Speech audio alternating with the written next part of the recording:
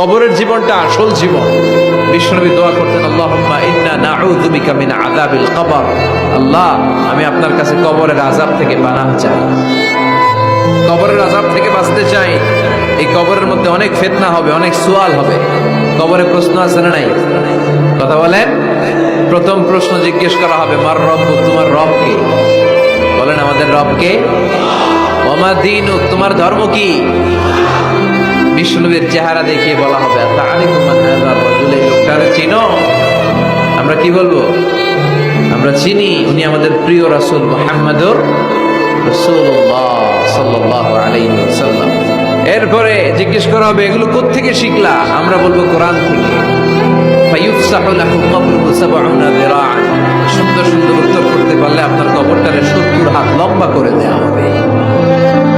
ইফতাহু লাহু বাবুন ইলাল জান্নাহ, জান্নাতের দিকে একটা দরজা লাগিয়ে